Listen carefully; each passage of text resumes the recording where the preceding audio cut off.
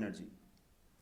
Nuclear energy is a non-renewable source of energy because the nuclear fuel used once will not be used again.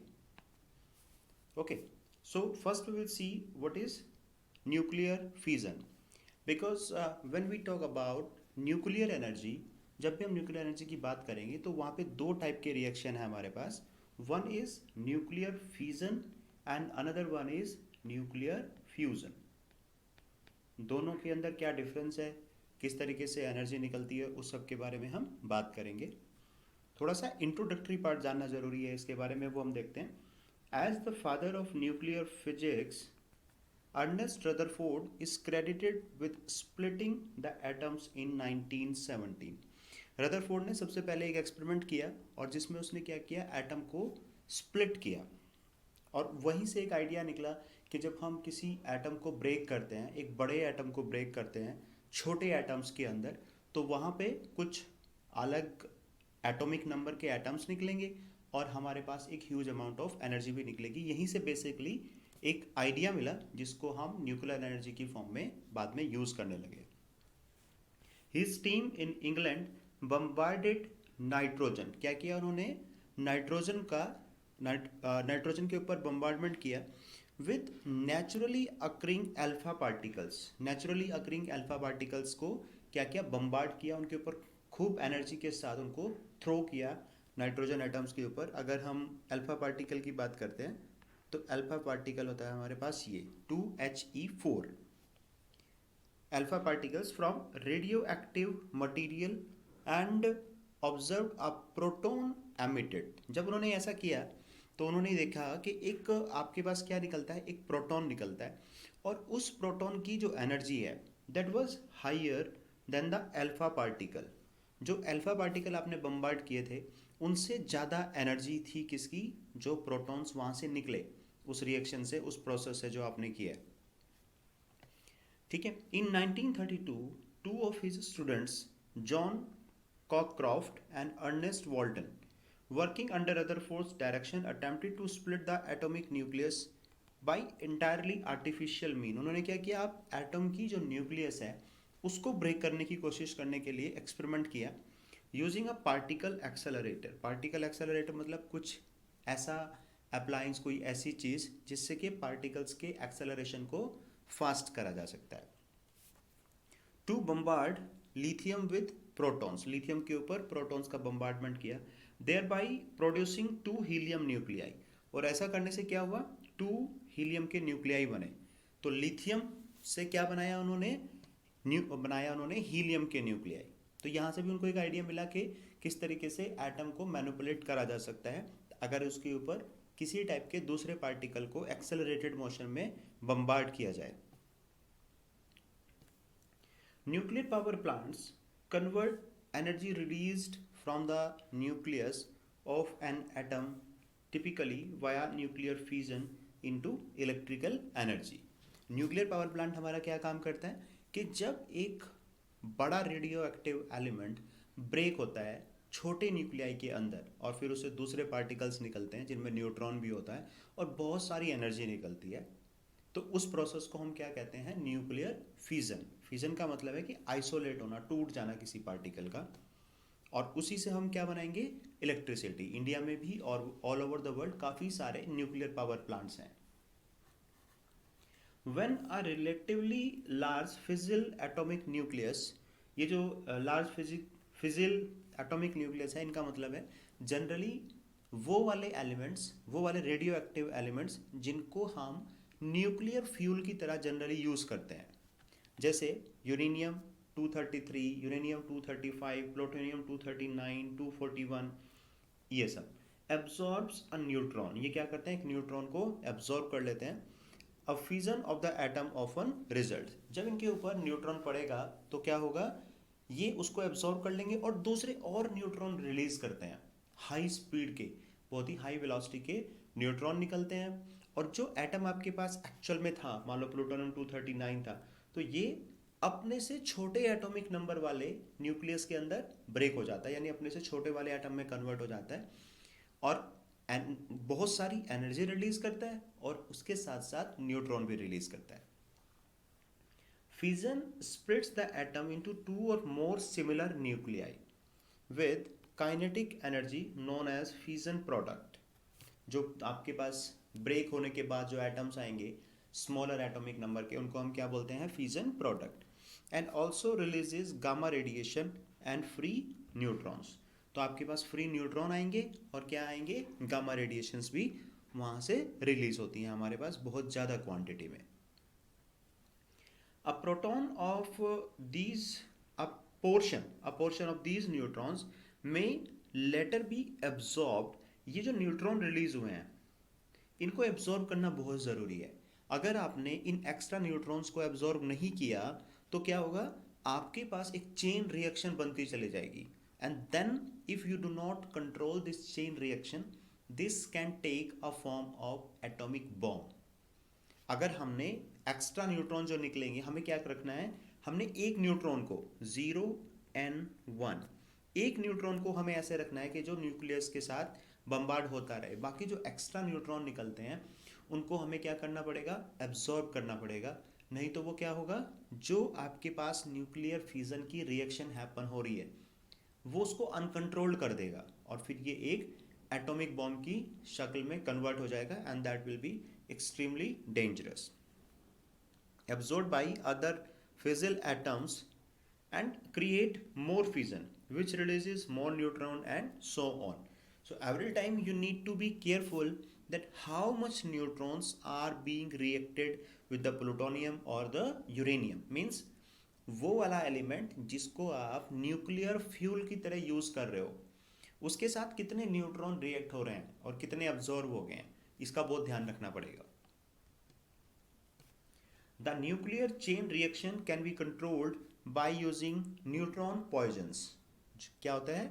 Neutron poisons की help से क्या करना पड़ता है? उनको control करना पड़ता है या फिर एब्जॉर्ब करना पड़ता है।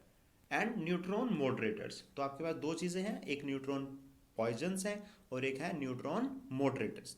ये न्यूट्रॉन दो चीज़ें होंगी, एक तो उनकी स्पीड को स्लो करते हैं जो मॉडरेटर्स होते हैं, और पॉइजन्स होते हैं उनको एब्जॉर्ब करते हैं। तो ये दोनों चीज़ें हमें चाहिए अपने रिएक्टर के अंदर ही, जहाँ पे हमारी ये एटॉमिक न्यूक्लियर फ्यूजन रिएक्शन हो रही है वहाँ पे ये दोनों चीज़ें हमें चाहिए। To change the portion of neutrons that will go on cause more fusions. यानी कि जो एक्स्ट्रा न्यूट्रॉन है आपके पास उनको आप कैसे एब्जॉर्ब करने वाले हैं। Nuclear reactors generally have automatic and manual system to shut the fission reaction down if unsafe conditions are detected। जहाँ पे हमारे पास न्यूक्लियर रिएक्टर होते हैं वहाँ पे बहुत ही हाई प्रिसीजन और हाई क्वालिटी के ऑटोमेटिक कंट्रोल सिस्टम लगे होते हैं। क्या लगे होते हैं? Automatic control system. वो क्या करते हैं कि अगर उसके अंदर ये डिटेक्ट हो जाए कि भाई जो रिएक्शन है हमारे पास वो ज़रूरत से ज़्यादा फास्ट हो रही है या जो एक्स्ट्रा न्यूट्रॉन है वो एब्जॉर्ब नहीं हो रहे हैं, तो वहाँ पे क्या होगा? सायरन ब्लो करेगा and then reactor will automatically भी शट डाउन। भाई या तो ऑटोमेटिकली ही शट डाउन हो जाएगा, नहीं तो फिर अलार्म बजेगा और मैनुअली हम उसको रिएक्टर को क्या कर देंगे? शट डाउन करेंगे और फिर देखेंगे कि रिएक्टर के अंदर ऐसा क्यों हो रहा है, एक्स्ट्रा न्यूट्रॉन क्यों प्रोड्यूस हो रहे हैं। A cooling system removes heat from the reactor core। जो हमारे रिएक्टर, अभी हम डायग्राम में देखेंगे कि रिएक्टर कहाँ होता है, उसकी कोर में जो एक्स्ट्रा हीट होती है उसको कूल भी करना होता है, बिकॉज इस केस में हीट कुछ ज़्यादा ही निकलती है तो वो हीट को कंट्रोल करना पड़ता है। ठीक है, उसके लिए हमें कूलिंग सिस्टम चाहिए। मतलब कूलिंग सिस्टम वैसे थर्मल पावर प्लांट में और उन सब में भी चाहिए होता है। And transport it to another area of the plant. अब इस हीट को आप ट्रांसफर करके कहीं दूसरे जगह ले जाइए जहाँ पे आप इसको यूज़ कर सकते हैं। Where the thermal energy can be harnessed to produce electricity and to do other useful work. मतलब ये जो एक्स्ट्रा हीट बन रही है आपके पास, इसे या तो बाहर निकाल लो और इससे क्या करो, आप स्टीम बना लो, टरबाइन घुमा लो। ठीक है, तो इस तरीके से आपको कूलिंग सिस्टम का भी यूज़ करना पड़ता है। Typically the hot coolant will be used as a heat source for a boiler and the pressurized steam from that boiler will power one or more steam turbine driven electrical generator। यहाँ पे आपके पास जो heat produce हो रही है उससे हम क्या करेंगे? उससे हम बनाएंगे स्टीम। और उसी स्टीम को हम यूज़ करेंगे, प्रेशराइज स्टीम होगी बहुत ज़्यादा प्रेशर वाली। उस ज़्यादा प्रेशर की वजह से क्या करेगा, वो टरबाइन को बहुत तेज़ तेज़ रोटेट करेगा। और आपको पता है कि जो टरबाइन है उसकी शाफ्ट आपकी जनरेटर के साथ कनेक्टेड रहती है। तो फिर अगर टरबाइन घूम रही है तो आपका जनरेटर भी घूम रहा है, और अगर जनरेटर घूम रहा है तो फिर आपको पता ही है क्या होगा। अगर जनरेटर की आर्मेचर रोटेट कर रही है तो क्या होगा, जो आपके पास उसके अंदर कंडक्टर्स हैं आर्मेचर के अंदर, उन सब के अंदर एक ईएमएफ, एक करंट इंड्यूस हो जाएगी। उसे ही तो कहते हैं production of electricity. There are many different reactor design, बहुत तरह के रिएक्टर होते हैं, utilizing different fuels and coolants and incorporating different control schemes. अलग अलग टाइप के रिएक्टर्स में अलग अलग टाइप की मैकेनिज्म यूज़ करते हैं, न्यूट्रॉन को स्लो करने के लिए, न्यूट्रॉन को एब्जॉर्ब करने के लिए, हीट को यूटिलाइज करने के लिए, और रेडिएशन को प्रोटेक्ट करने के लिए। Some of these designs have been engineered to meet a specific need. Reactors for nuclear submarines and large naval ships.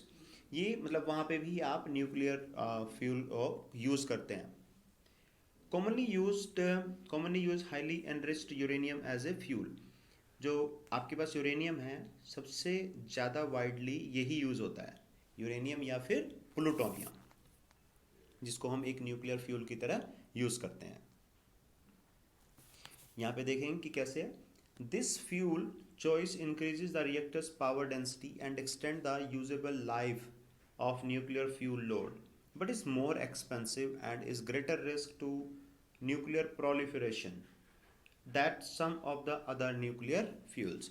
देखिए न्यूक्लियर फिजन की अब बात करेंगे यहाँ पे, और ये देखेंगे आपके पास ये होता कैसे है। देखो ये चेन रिएक्शन, ये इस तरह का रिएक्शन जो हम यहाँ पे ये देख रहे हैं कि पहले कहीं से ही चले आ रहा है ये, ठीक है। यहाँ पे ये प्लूटोनियम 239 है आपके पास, यहाँ पे ये न्यूट्रॉन बम्बार्ड हुआ, यहाँ से आपके पास ये फ्यूज़न हो रहा है, ठीक है। रेडियो एक्टिव फ्यूजन फ्रेगमेंट्स आ रहे हैं आपके पास, फिर से प्लूटोनियम के ऊपर न्यूट्रॉन का बम्बार्डमेंट हो रहा है। ये जो एक्स्ट्रा न्यूट्रॉन है आपके पास, ये इन न्यूट्रॉन को एब्जॉर्व कर लिया जाता है, ठीक है। फिर से ये इस तरीके से रिएक्शन होती रहेगी, और अगर इन एक्स्ट्रा न्यूट्रॉन को हम एब्जॉर्ब नहीं करेंगे तो फिर क्या होगा, ये 3 न्यूट्रॉन इस रिएक्शन को 9 टाइम्स, नेक्स्ट टाइम 27 टाइम, फिर 81 टाइम, इस तरीके से रिएक्शन जो है फास्ट होती चली जाएगी। एक न्यूट्रॉन से निकलेंगे 3 न्यूट्रॉन, फिर 3 से 9, 9 से 27, 27 से 81, and then it will be almost impossible to control this reaction. This is diagram for nuclear power plant कि किस तरह का रहता है। ये है आपके पास न्यूक्लियर रिएक्टर, यानी कि ये पूरा रिएक्टर है आपके पास, ये वाला पोर्शन ऐसे वाला सारा, और इस रिएक्टर के अंदर वो सारा कुछ हो रहा है। आपके पास न्यूट्रॉन्स का बम्बार्डमेंट हो रहा है, ठीक है। ये है आपके पास रिएक्टर, ये आपका वाटर आ रहा है यहाँ पे, ठीक है। वाटर आएगा वाटर पंप से, ठीक है। यहाँ पे आपके पास हीट जनरेट होगी, ये प्रेशर वेसल है, ये वो कंट्रोल रोड है। कंट्रोल रोड किस लिए है, ये जो आपके पास जो एक्स्ट्रा न्यूट्रॉन्स हैं उनकी स्पीड को कम करने के लिए और उनको एब्जॉर्ब करने के लिए, जनरली ये कैडमियम की रोड्स रहती हैं, ठीक है। और ये आपके पास वो कंटेमिनेंट स्ट्रक्चर है, ये स्ट्रक्चर ऐसा होता है कि स्टील का और फिर उसके बाहर सीमेंट का, और बहुत ज़्यादा मोटी लेयर्स इसके लिए बनाई जाती हैं, वेरी थिक लेयर्स। और वेरी थिक इसलिए होती है वो लेयर कि जो रेडिएशन है वो लीकेज ना हो, बिकॉज अगर हो गया रेडिएशन लीकेज तो वो ह्यूमन लाइफ के लिए, एनिमल्स के लिए और प्लांट्स और सब के लिए ही बहुत डेंजरस होता है।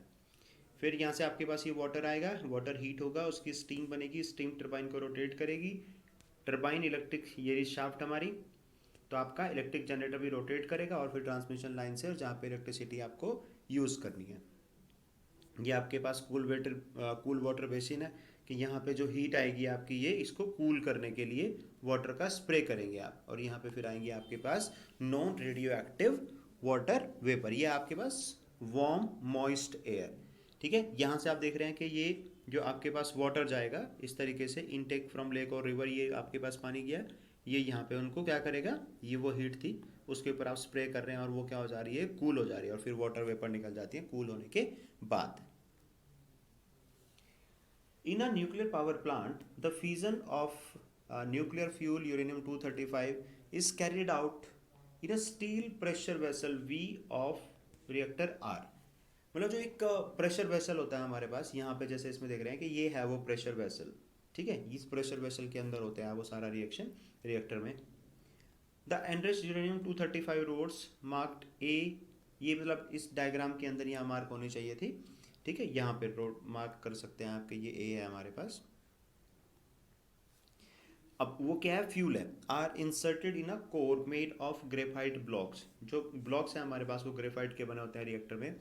Graphite is called a moderator, graphite क्या करती है, मॉडरेटर का काम करती है, जो स्पीड को स्लो करती है न्यूट्रॉन का। It slows down the speed of neutrons to make them fit for causing fusion, fusion के लिए अब वो आपके पास अवेलेबल रहेंगे उस स्पीड में जिस स्पीड में हमें चाहिए। In between the uranium rods are inserted boron rods, boron की रेड क्या करते हैं हम, बोरॉन की रोड भी उनके अंदर डालते हैं, जो क्या करती हैं, एक्स्ट्रा इलेक्ट्रॉन को, सॉरी एक्स्ट्रा न्यूट्रॉन्स को एब्जॉर्ब करने का काम करती हैं। Boron rods are called control rods because they absorb excess neutron, ये इंपॉर्टेंट बात है, एक्सेस न्यूट्रॉन को क्या करती हैं, एब्जॉर्ब करती हैं। And prevent the fusion reaction, और जो फ्यूजन की रिएक्शन हमारी ट्रिपल टाइम हो सकती थी या 9 टाइम 27 टाइम, उसको कंट्रोल करती हैं from going out of control. Boron rods can be raised और lowered in the reactor from the outside, बाहर से आप उसके अंदर डाल सकते हैं उनको, रोड को, रिएक्टर के अंदर ही है, वहीं पे उनकी सेटिंग रहती है किस तरीके से उसको मैनेज करना है। The reactor is enclosed in a concrete chamber, जो पूरा एक कॉन्क्रीट चैम्बर रहेगा, मैंने आपको बताया कि पहले स्टील का रिएक्टर होगा, उसके बाहर कॉन्क्रीट की बहुत सारी वेरी थिक लेयर्स होगी, having thick wall to absorb the nuclear radiation, जो न्यूक्लियर रेडिएशन है उसको एब्जॉर्ब करने के लिए very thick layer of steel and then concrete is used. Liquid sodium और carbon dioxide gas is used as a coolant to transfer the heat produced in reactor by fusion to heat exchanger or boiler from converting water into steam। मतलब हम क्या करते हैं कि पहले जो heat produce हो रही है कहाँ से, न्यूक्लियर रिएक्टर से, उससे हम सोडियम या कार्बन डाइऑक्साइड को क्या करते हैं, गर्म करते हैं, और उसको गर्म करके फिर एक पाइप के थ्रू उनको पास कराते हैं वाटर के अंदर से, क्योंकि हीट बहुत ज़्यादा होती है, वाटर उतनी देर में इतना इवेपोरेट हो जाएगा कि आप उसको स्टीम में कन्वर्ट करेंगे उससे पहले सारा वेस्ट हो जाएगा।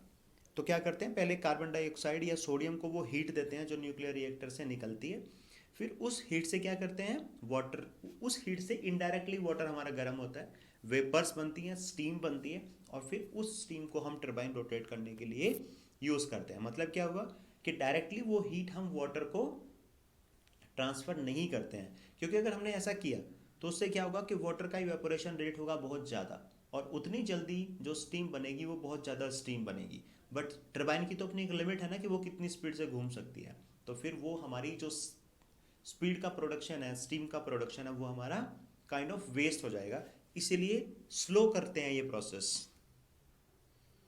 वर्किंग क्या है न्यूक्लियर पावर प्लांट की, the control fusion of uranium 235 in nuclear reactor produce a lot of heat energy.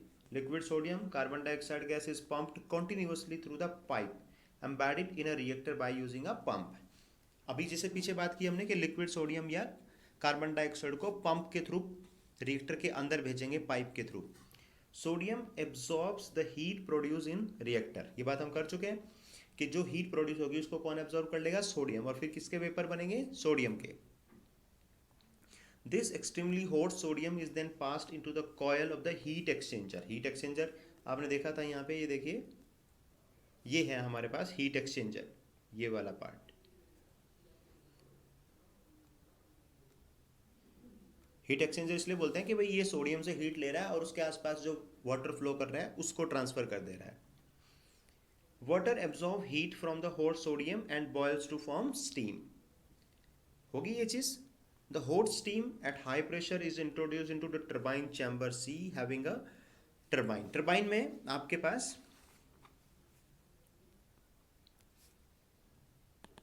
Turbine को रोटेट कराने के लिए हमें स्टीम चाहिए प्रेशराइज, वो हमें मिल गई है अब, ठीक है। The pressure of the steam makes the turbine rotate. The shaft S, shaft वही आपके पास जो जनरेटर और टरबाइन के बीच में कट होती है, is connected to generator ji.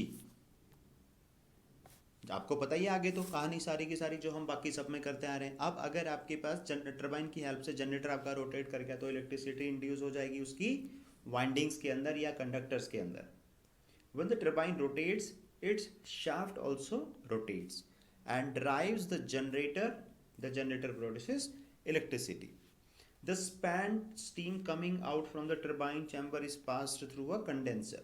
Condenser से पास करेंगे तो क्या होगा, स्टीम हमारी कंडेंस हो जाएगी, वापस वाटर में कन्वर्ट हो जाएगी, ताकि हम उसी वाटर को अगेन एंड अगेन रिसर्कुलेट करते रहें. The condenser cools the spent steam to form water. The water is again sent to the heat exchanger for forming fresh steam. A nuclear power plant can work day and night for 2 to 3 years with the same uranium fuel. देखो ये important बात है कि आपके पास जो nuclear fuel होता है वो, उसकी एक्चुअल में ना रेडिएशन की कोई लाइफ नहीं होती है. उसको हम डिसाइड करते हैं हाफ लाइफ के टर्म में. किसमें? Half life. और हाफ लाइफ ही इसकी ऐसी होती है कि 10 साल 15 साल इस तरीके से. मीन्स अगर आज आपने 2 kg यूरेनियम लिया तो हाफ लाइफ का मतलब है कि 5 साल बाद उसकी क्वांटिटी आधी रह जाएगी. नेक्स्ट 5 ईयर्स बाद उसमें से आधी जितना बचा था, उसके बाद और हाफ. तो इस तरीके से उसको करते रहते हैं हम कंटिन्यूसली. तो वो बहुत टाइम तक रेडिएशन आपको सप्लाई करता रहता है. द वेस्ट मटेरियल, जो न्यूक्लियर वेस्ट होता है, which are produced by the fusion of uranium 235 during the generation of electricity at nuclear power plant are radioactive and hence extremely harmful to all living beings, plants as well as animals including human beings. ये जो waste होता है इसके लिए proper एक body बनी हुई है कि हम जो फ्यूल हमारा बचेगा, है ना, उसको हम ऐसे बाहर खुले में नहीं छोड़ सकते हैं. तो उसके लिए प्रॉपर एक प्लेसेस बने हुए हैं. अमेरिका वगैरह में कहीं पे प्लेस है, वो अमेरिका में ही है, जहाँ पे उस न्यूक्लियर फ्यूल को हमें ले जाके प्रॉपर पैकिंग वगैरह करके उसकी वहाँ पे ले जाके और उसको ज़मीन के नीचे, मतलब ऐसे 500-1000 मीटर नीचे कोई गड्ढा बना के उसके अंदर डिस्कार्ड करा जाता है इसको, ताकि उसकी रेडिएशन जो है वो बाहर नहीं आए. एडवांटेजेस क्या क्या हैं न्यूक्लियर एनर्जी के, ये देख लेते हैं. Nuclear power plant consume very little fuel. अब आपको पता ही है कि जैसे 5-7 साल तक तो एक ही फ्यूल हमारा चलता रहेगा, तो फ्यूल की जो क्वांटिटी यूज़ हो रही है वो कितनी है? वेरी लिटिल, बहुत छोटी क्वांटिटी है. कोयले की तरह नहीं है वे ट्रेनें भर भर के आ रही हैं रोज़ कोयले की. If operated properly, nuclear power plant produce less atmospheric pollution. अगर केयरफुली सारा सिस्टम डिज़ाइन करा जाए और सारे सेफ्टी मेजर्स फॉलो करे जाएं तो इससे एटमॉस्फेरिक जो पॉल्यूशन होगा वो कम होगा, बिल्कुल ऑलमोस्ट होगा ही नहीं, थर्मल पावर प्लांट की तरह नहीं होगा. और अगर सेफ्टी मेजर्स प्रॉपरली नहीं होंगे तो फिर ये बहुत ही खतरनाक भी होगा. A sizable amount of fuel can be reclaimed by processing the spent fuel material. In contrast, fuel like coal cannot be reclaimed once they have been used. मतलब आपने जो फ्यूल यूज़ कर लिया यूरेनियम वाला, तो उससे बहुत लंबे टाइम तक इलेक्ट्रिसिटी बनती रहेगी अगर आप उसको दोबारा यूज़ भी करना चाहो. लेकिन अगर आपको अच्छी वाली इलेक्ट्रिसिटी चाहिए, ज़्यादा क्वांटिटी वाली, पर ज़्यादा प्रोडक्शन चाहिए, तो फिर आपको 5-7 ईयर्स 2-3 ईयर के बाद आपको फ्यूल को रिप्लेस करना पड़ता है. Some radioactive isotopes are produced by products in the process. ये जो प्रोसेस हो रहा है इसमें कुछ और आइसोटोप बन जाते हैं हमारे पास, and these are used in medicine and industry. वो जो बाई प्रोडक्ट है हमारे पास वो मेडिसिन में और कई सारी बीमारियों के ट्रीटमेंट में यूज़ होते हैं, जो न्यूक्लियर फ्यूजन में बनते हैं, जो बाई प्रोडक्ट बनेंगे. Nuclear power is a viable option where fossil fuels like coal are not available और where it is not possible to generate electricity from wind water. मतलब न्यूक्लियर पावर को आपको वहाँ यूज़ कर सकते हो जहाँ पे आपकी इलेक्ट्रिसिटी की रिक्वायरमेंट डैम बना के या विंड फार्म बना के या जियो थर्मल एनर्जी से, ठीक है, उन सब चीज़ों से आपकी रिक्वायरमेंट पूरी नहीं हो रही है तो न्यूक्लियर पावर प्लांट बनाए जा सकते हैं. जैसे कि इंडिया में है इलेक्ट्रिसिटी की काफ़ी रिक्वायरमेंट, तो कोल वगैरह के कंपैरेटिवली गवर्नमेंट प्रेफर कर रही है कि न्यूक्लियर पावर प्लांट ज़्यादा बनाया जाए, क्योंकि उसमें फ्यूल के ट्रांसपोर्टेशन का खर्च हमारा काफ़ी बच जाता है कि हमें डेली कोल और ये सब अरेंज नहीं करना पड़ता है. डिसएडवांटेजेस देख लेते हैं, ये बहुत इंपॉर्टेंट है. Disadvantages: a lot of radioactive and toxic waste are produced in different stages of energy production from nuclear fusion. Nuclear fusion से जब आप बनाते हो तो बहुत सारे टॉक्सिक वेस्ट निकलते हैं. वो अलग बात है कि वो एक साथ नहीं, रोज़ नहीं निकलते हैं, टाइम टू टाइम उनको निकाला जाता है. They can not be simply thrown away. मैंने बताया था ये आपको पहले कि ऐसा नहीं है कि जैसे कोयला जलाने के बाद जो राख बनती है कि उसे आपने बाहर खुले में छोड़ दिया, ऐसे ही कोई प्रॉब्लम नहीं है, इसको ऐसे नहीं छोड़ सकते. So they are stored in a long term underground storage facility. ये बताया मैंने आपको पहले कि अंडरग्राउंड स्टोरेज फैसिलिटी होती है जहाँ पे इनको डंप करना पड़ता है, which are expensive to build. उनको बनाना भी बहुत ही कॉस्टली प्रोसेस है। ये समझ लो कि भाई 1 किलोमीटर या 2 किलोमीटर डेप्थ का ऐसी फैसिलिटी बनाना वो बहुत ही मुश्किल काम है। In case of accidental leakage, in case of nuclear radiation may affect those near the site। मतलब जहाँ पे न्यूक्लियर पावर प्लांट बना हुआ है उसके आसपास के लोगों को बड़ी प्रॉब्लम हो जाएगी अगर रेडिएशन जो है वो एक्सीडेंटली लीकेज हो गया। Radioactive materials that may leak out and contaminate vast area of land, crops, water bodies. इस बात का अंदाजा आप उससे भी लगा सकते हो जो नागासाकी हिरोशिमा वाला एग्जाम्पल हम पढ़ते हैं कि वहाँ पे आज तक भी उन रेडिएशंस को फील करा जा सकता है, या जो उसके इफेक्ट हैं उनको आज तक भी वहाँ पे देखा जा सकता है कि भाई वहाँ पे उससे कितना इफेक्ट हुआ है। Nuclear power plant can not be located near populated areas. जैसे थर्मल पावर प्लांट हो गया, ये सब तो कहीं पे भी बना सकते हैं शहर के बिल्कुल 1-2 किलोमीटर बाहर ही, बट न्यूक्लियर पावर प्लांट बहुत दूर बनाने पड़ते हैं जहाँ पे पॉपुलेशन रहती है उससे काफ़ी दूर। Nuclear plants are expensive to build. Nuclear power plant बनाना बहुत ही मुश्किल काम है। और उससे भी बड़ी बात है, जो न्यूक्लियर सप्लायर ग्रुप है एनएससी, उसकी मेंबरशिप लेना और फिर इसके रिगार्डिंग जो इंपोर्ट एक्सपोर्ट करना है उसकी परमिशन लेना वो भी बहुत ही टफ प्रोसीजर है। Nuclear power plants also pose security problems as the fuel and byproducts can be used to build nuclear weapon। ये बड़ी प्रॉब्लम है कि जैसे न्यूक्लियर वेस्ट जो होता है, कुछ लोग टेररिस्ट ग्रुप या जो इस तरह के लोग होते हैं वो उस वेस्ट को क्या कर सकते हैं, उसको आर्म्स बनाने के लिए यूज़ कर सकते हैं, न्यूक्लियर वेपन्स बनाने के लिए यूज़ कर सकते हैं। ये बहुत सिक्योरली आपको इसे डिस्कार्ड करना पड़ता है। अब हम बात करेंगे न्यूक्लियर फ्यूज़न की। अब तक हमने जो सारा प्रोसेस पढ़ा है वो किसके बारे में था? That was all about nuclear fusion, कि भाई कैसे एक हैवी एटॉमिक न्यूक्लियाई ब्रेक होके छोटी एटॉमिक न्यूक्लियाई में ब्रेक होती है, और ब्रेक होने के बाद वो किस तरीके से उसका पूरा प्रोसेस होता है और कैसे एनर्जी निकलती है। उसके बिल्कुल ऑपोजिट हमारे पास दूसरा है फ्यूज़न। देखो इसको याद रखने के लिए ऐसे कर सकते हैं कि यू का मतलब है यूनाइट, कि जहाँ पे छोटी न्यूक्लियाई जो हैं वो मिलके एक बड़ा न्यूक्लियाई बनाती हैं। और वहाँ पे फ्यूजन था ना आपके पास, क्योंकि इसमें ना थोड़ा कन्फ्यूजन हो जाता है स्टूडेंट्स को कई बार। यहाँ पे आई है तो आई का मतलब होता है आइसोलेट करना, कि भाई बड़ी न्यूक्लियाई को हमने आइसोलेट कर दिया दो या दो से ज़्यादा छोटी न्यूक्लियाई के अंदर। You have seen that when a heavy nucleus break into two middleweight nuclei, a lot of energy liberated। ये हमने देखा अभी उसके अंदर, किसके अंदर? न्यूक्लियर फ्यूजन के अंदर। Energy is also liberated when two light nuclei combine to form a single nuclei. जब हम क्या करते हैं, बहुत ही ज़्यादा टेम्परेचर या प्रेशर की वजह से स्मॉलर न्यूक्लियाइज बड़ी न्यूक्लियाई में कन्वर्ट होती हैं तो भी बहुत ज़्यादा हीट निकलती है। और आपको पता है कि यही जो न्यूक्लियर फ्यूजन है यही रिस्पॉन्सिबल है किसके लिए? सोलर एनर्जी के लिए। When we were studying about solar energy तो हमने पढ़ा था कि न्यूक्लियर फ्यूजन ही वो रिएक्शन है जिसकी वजह से सन के अंदर की हाइड्रोजन एक दूसरे एटम्स के साथ फ्यूज हो के हीलियम में कन्वर्ट होती रहती है, और उसके साथ ही साथ बहुत ज़्यादा अमाउंट की हीट भी आपके पास प्रोड्यूस होती है। ठीक है, ये आप देख सकते हैं कि ये ड्यूटेरियम है, हाइड्रोजन के जो आइसोटोप होते हैं 1H2, ये आपके पास 1H3। ठीक है, ये फ्यूज़ होकर आपके हीलियम, एनर्जी और न्यूट्रॉन बनाता है। ये है हमारे पास न्यूक्लियर फ्यूजन। देखो 1H2 होगा न्यूट्रॉन, ये भी 1H2 हो गया, ये आपका 2H3 न्यूट्रॉन और एनर्जी बनाते हैं। ये रिएक्शन है, इसको याद रखना। The process of two or more light nuclei combined to form a heavier nucleus is called nuclear fusion। Definition तो याद होगी। Deuteron is the nucleus of deuterium। Hydrogen के हमारे पास 3 आइसोटोप होते हैं ना, 1H1, 1H2 and 1H3।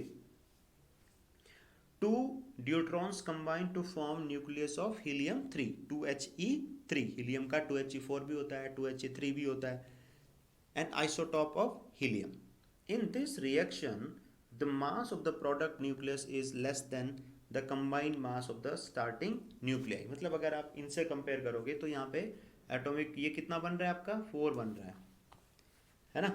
Mass of the product nucleus is less than the combined mass of starting nuclei. अब उसका क्या हो रहा है, जो मास आपका लॉस हुआ है उस मास को एनर्जी में कन्वर्ट हो जाती है वही mass, E is equal to M C square, जो आइंस्टीन का रिलेशन है। The difference of mass is converted to energy is equal to, ये एम सी स्क्वायर है, इसको क्या बोलते हैं, Einstein equation. This is very important equation. The energy of the sun comes from nuclear fusion, in which a series of reactions hydrogen gets converted into helium, that we have already talked about. This is accompanied by release of huge amount of energy. तो इससे ही बहुत ज़्यादा energy भी आपके पास निकलती है। ये difference है, ये इंपॉर्टेंट है, सीबीएसई के हिसाब से इंपॉर्टेंट है ये क्वेश्चन कि भाई आपसे डिफरेंस पूछ लेता है। न्यूक्लियर फ्यूजन में हैवी न्यूक्लियाई क्या होती है, ब्रेक होती है। न्यूक्लियर फ्यूजन में 2 न्यूक्लियाई कंबाइन होती हैं। इन्वॉल्व अ चेन रिएक्शन, यहाँ पे कोई चेन रिएक्शन इन्वॉल्व नहीं होती है। The heavy nuclei is bombarded with neutrons, heavy nuclei के ऊपर न्यूट्रॉन का बम्बार्ड करा जाता है। यहाँ पे ऐसा कुछ नहीं होता है, यहाँ पे एक्सट्रीमली हाई टेम्परेचर होने की वजह से और प्रेशर ज़्यादा होने की वजह से फ्यूजन होता है। There is established decades old technology to control fusion, fusion को कंट्रोल करने की काफ़ी पुरानी टेक्नोलॉजीज हैं, लेकिन फ्यूजन को कंट्रोल करने के लिए अभी भी साइंटिस्ट वर्क कर रहे हैं कि अगर फ्यूजन की रिएक्शन को कंट्रोल करना है तो कैसे करें। इसमें न्यूक्लियर वेस्ट होता है हमारे पास, by product of fusion is an environmental challenge, इसमें कोई न्यूक्लियर वेस्ट नहीं है हमारे पास। रॉ मटेरियल लाइक प्लूटोनियम और uranium is scarce and costly, इनकी कमी भी है और कॉस्टली भी बहुत ज़्यादा है, और इनको आप ब्लाइंडली यूज़ नहीं कर सकते। मान लो इंडिया में अगर कहीं पे है भी यूरेनियम प्लूटोनियम ये सब, तो उसको हम ऐसे ही रैंडमली अपनी मर्जी से यूज़ नहीं कर सकते हैं। Raw materials are easily sourced, अगर फ्यूजन की बात करते हैं हाइड्रोजन आप बना सकते हैं लेबोरेटरी में भी, जो +1 +2 वगैरह में हम पढ़ते हैं अमोनिया से हाइड्रोजन कैसे बनाते हैं या हाइड्रोजन से अमोनिया कैसे बनाते हैं। A heavy nucleus break up to form 2 lighter ones, 2 nuclei बनेंगे हमारे पास, 2 से ज़्यादा भी बन सकते हैं।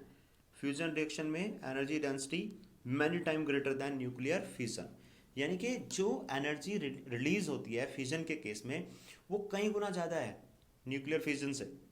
फ्यूजन में एनर्जी हमारी ज़्यादा है।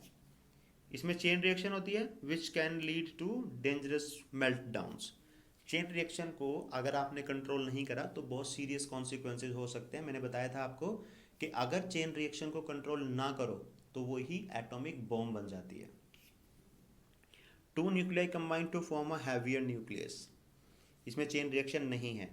Heavy nucleus is bombarded with neutrons, ये पॉइंट रिपीट हो गया है, sorry. These are the differences between nuclear energy by nuclear fusion and nuclear fusion. अब देखो इसके अंदर एक इंपॉर्टेंट बात ये है कि जो हमारे पास ये है न्यूक्लियर फ्यूजन, उससे हमारा बनता है हाइड्रोजन बॉम्ब, और हाइड्रोजन बॉम्ब एटॉमिक बॉम्ब से भी खतरनाक होता है, क्योंकि उसके अंदर एटॉमिक बॉम्ब में क्या हो रहा है कि न्यूक्लियर फ्यूजन हो रहा है, तो फ्यूजन की रिएक्शन को कैसे कंट्रोल करना है इसके बारे में फिर भी आइडिया है साइंटिस्ट लोगों को, बट फ्यूजन की रिएक्शन को कैसे कंट्रोल करना है उसके बारे में अभी रिसर्च चल ही रही है। There is no clear set of manuals और रूल्स के भाई कैसे कंट्रोल करें उसको। Scientists are working hard to produce usable energy from fusion reactions. However, the temperature about ये टेम्परेचर ज़्यादा होता है यहाँ पे, ये 107 गलत लिखा हुआ है, ये 1000 डिग्री सेंटीग्रेड्स की रेंज में रहता है, 1000 डिग्री केल्विन की रेंज में। Required for fusion cause problems, all materials vaporise at that temperature, उस पर तो क्या होगा सारे ही वेपराइज हो जाएंगे। सो ये कह सकते हो 107 डिग्री केल्विन या ऐसा कुछ डेटा होता है। So we can not even have a solid container to hold the particles for fusion, जिन पार्टिकल्स का आप फ्यूजन कराने की कोशिश कर रहे हो तो उनके लिए आपको ऐसा कंटेनर भी नहीं मिलेगा। कंटेनर मिलेगा तो आप इतना टेम्परेचर लेके जाओगे तो क्या हो जाएगा, वो सारा टेम्परेचर आपका उस चीज़ को मेल्ट कर देगा। Fusion has been use to make nuclear bombs that are more powerful than those based on fusion, तो फ्यूजन से भी स्ट्रॉन्ग जब बॉम्ब बनता है हमारा हाइड्रोजन बॉम्ब, ये उसके लिए यूज़ करी जाती है। और thermonuclear bombs, to start fusion a small fusion bomb is used as the first stage of the thermonuclear bomb. Its blast creates the high temperature and pressure required for fusion. Fusion के लिए जितना temperature और pressure चाहिए होता है वो ये जो छोटे वाला बम है ये उसको क्या करता है, इनिशिएट करता है उस प्रेशर की